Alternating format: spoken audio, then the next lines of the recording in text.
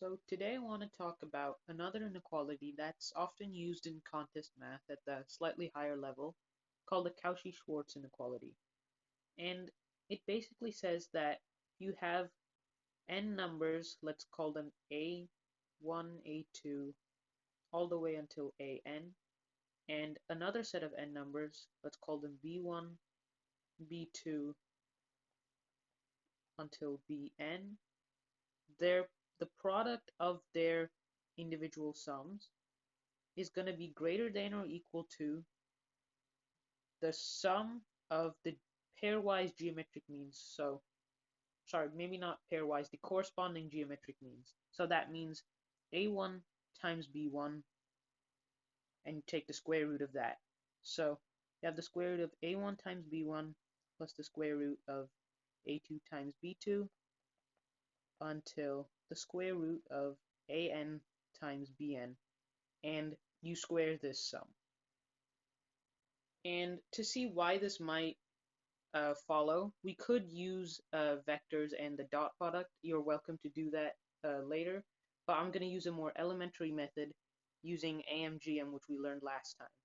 So first we can just take the square root of both sides for convenience, and to make it more obvious how AMGM is going to be used. And maybe you can already see it, but this side looks like a geometric mean, and a geometric mean of the sums of the a terms and the sum of the b terms. So just for the sake of simplicity, I'm going to write capital A is the sum of all the a terms between 1 and n, and capital B is going to be the sum of these b terms between 1 and n. And so this side here is going to be a plus b over 2. Or we're going to get that a plus b over 2 is going to be greater than or equal to the square root of a times b, right? And that's that side. And on this side, we see that this looks like a sum of numbers, which is kind of what an arithmetic mean looks like. And as you can see, there are n terms here. So if we wanted to turn it into an arithmetic mean, it would be like the square root of an, a1, b1. I'll just make it short for convenience. And you divide this by n, and this is going to be greater than or equal to the nth root, right, of the product of each of these terms. So that's going to be the square root of a1, b1 times the square root of a2, b2, everything in between. And you can simplify this by just taking the product of everything under the square root. So you have a1, b1, a2, b2, and then you can merge the square root and the nth root into the 2nth root.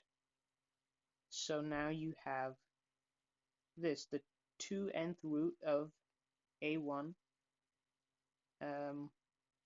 b1, a2, b2, right? And still, you're going to have that this side is greater than or equal to this side. Notice nothing actually changed.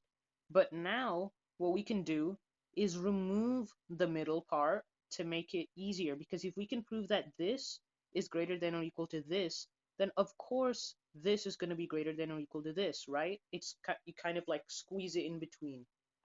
So let's do that. Let's just erase this part and move this here. And maybe you can oh, sorry. What I should have done here, so we can remove this part. What should have happened was this isn't actually divided by n yet. So we have to multiply this n to the other side. Sorry about that. And now you can see that it's going to be greater. Oops. greater than or equal to, right? And again, we can move it aside, put this there, and now it's probably obvious. You can just divide both sides by n,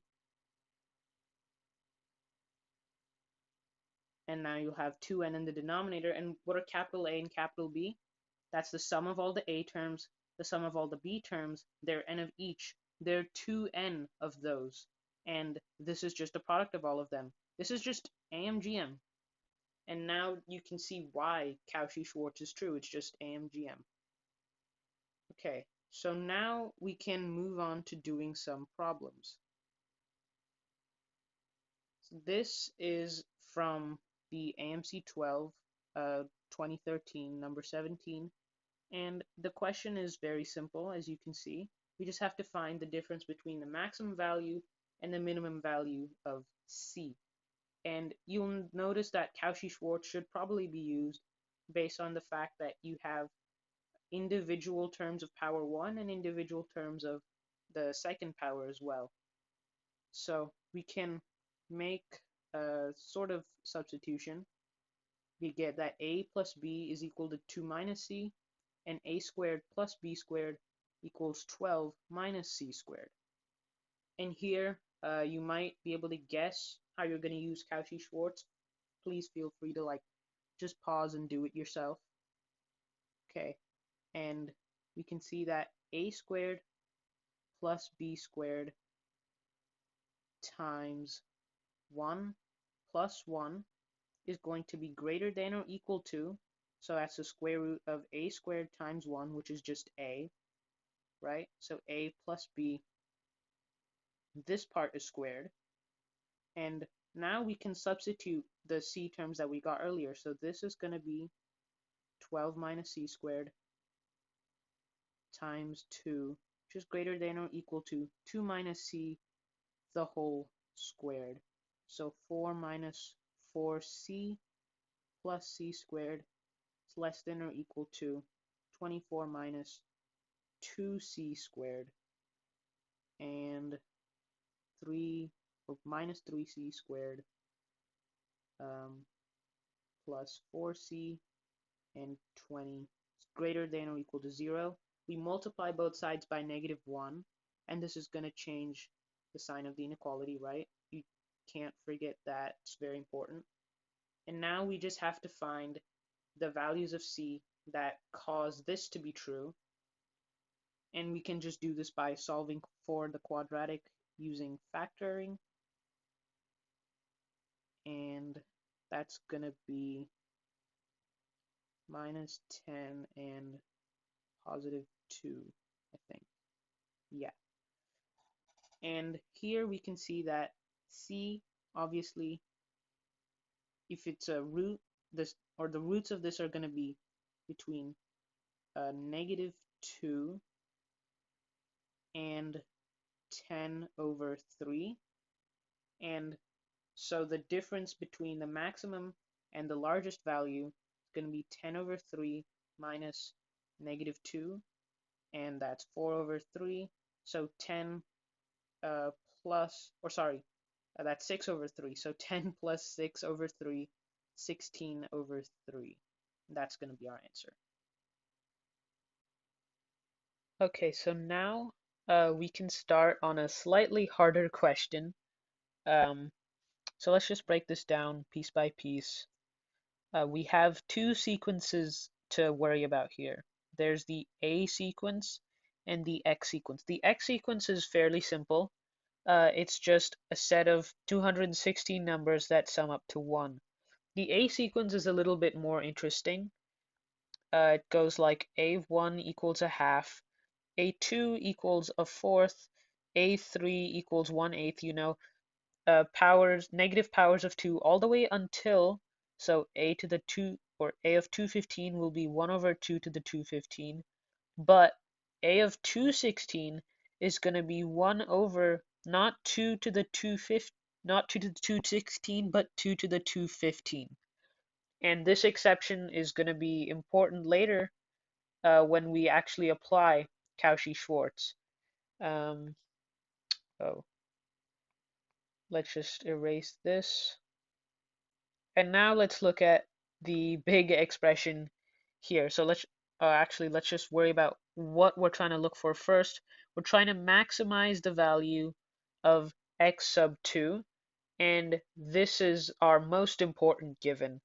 Let's start with trying to simplify the left-hand side first. So they say it's the sum of all values x sub I times x sub j, where I and j, which are distinct, right? Because there's no equal sign or greater than or equal to sign there, and they're between 1 and 216.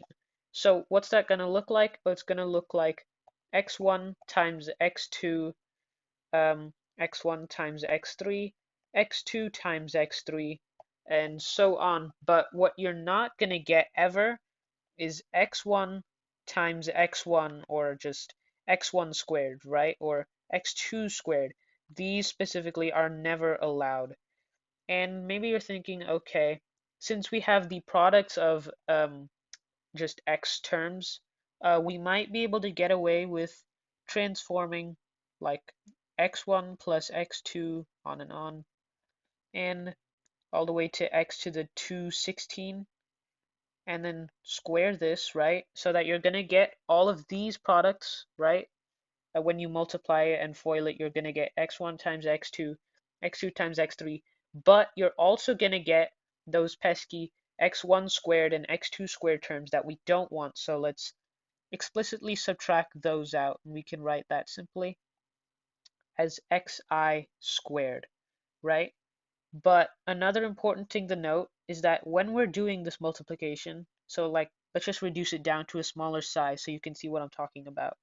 I have x1, x2, x3, x1, x2, x3.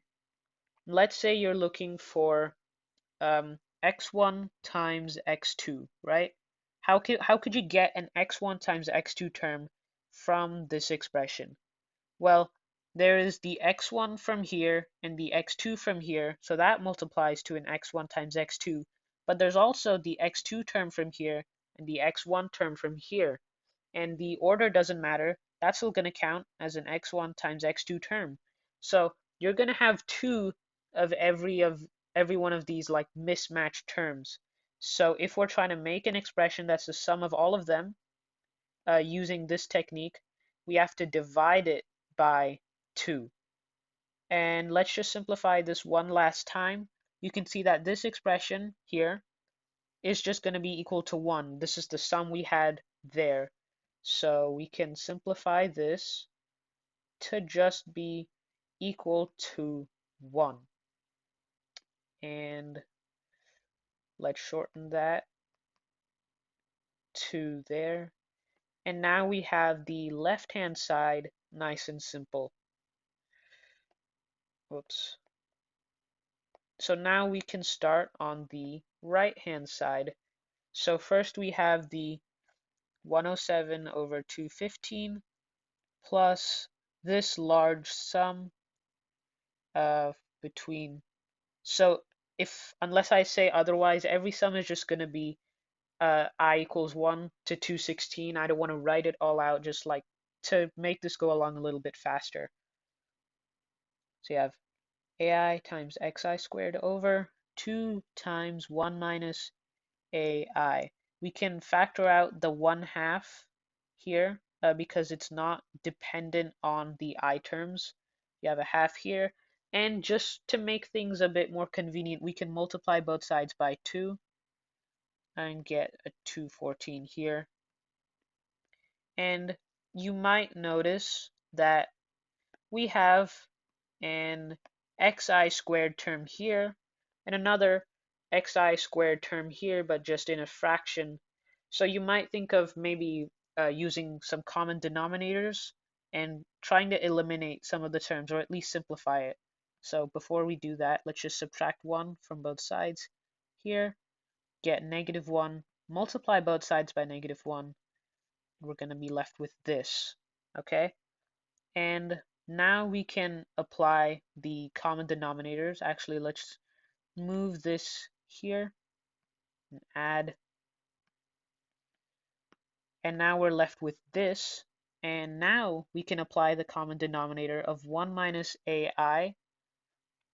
So this is going to become 1 minus ai times xi squared over 1 minus ai, and you'll see the ai xi squared terms should cancel with the minus ai xi squared terms, so that and that should cancel, and we'll just be left with xi squared over 1 minus ai equals 1 over 215. So that's this part all simplified.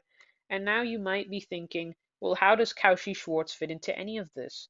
And we can actually apply it to this term here by using that. So let's just say xi squared over 1 minus ai, we have this sum, and we multiply it by, well, what might we want to get on the right side that we already know?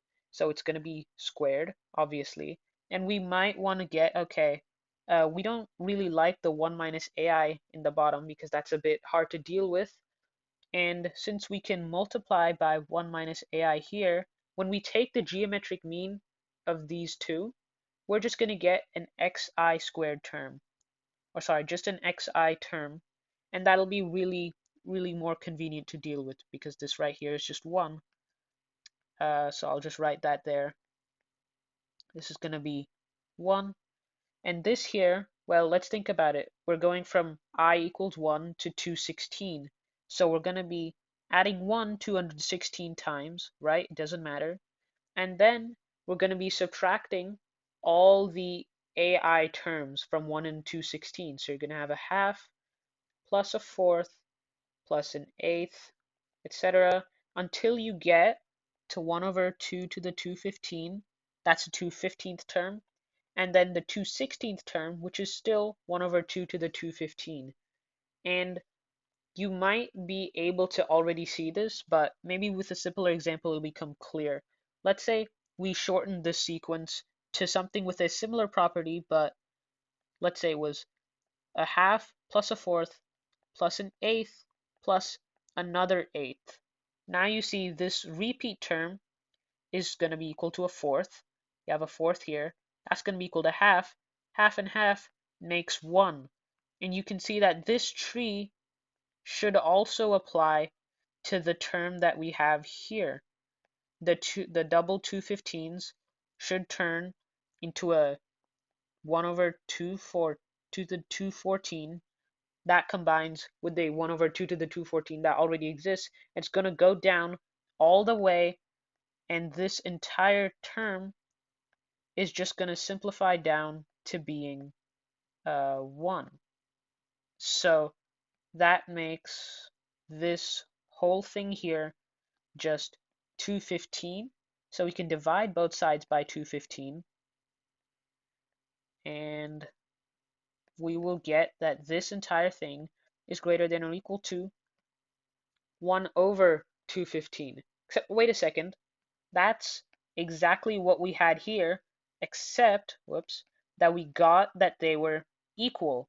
So what we just showed is that this expression satisfies the equality case of Cauchy-Schwarz.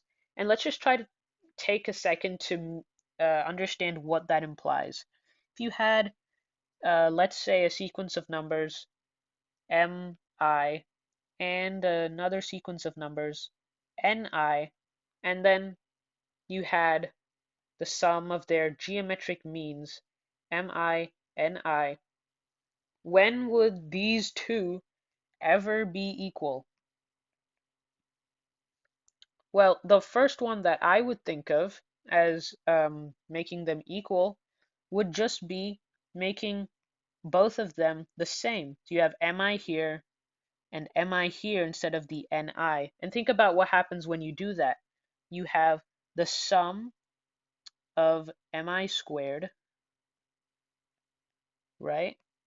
Oh, and this part is actually going to be the squared, right? The squared term.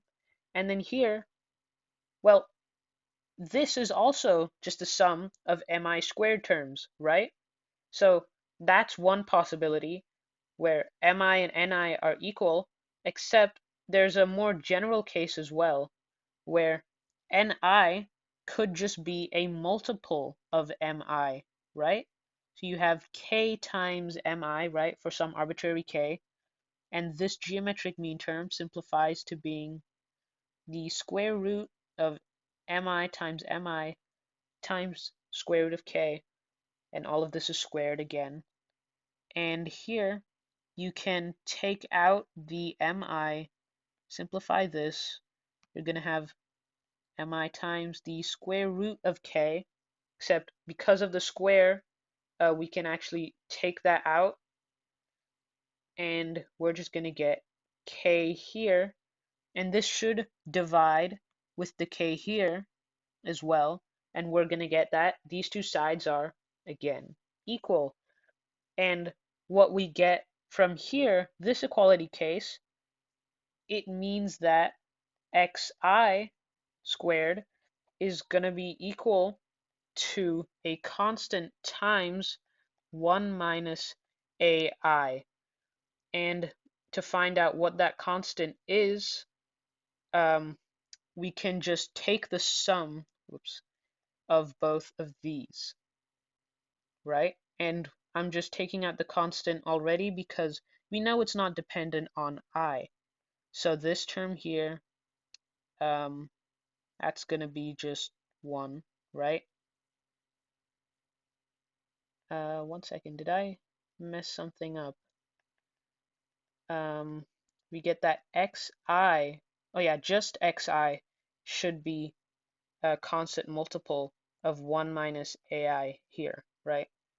And we're gonna again just apply the summing, and this is, as we know, 215, and this is also 1, so we get that c is equal to 1 over 215.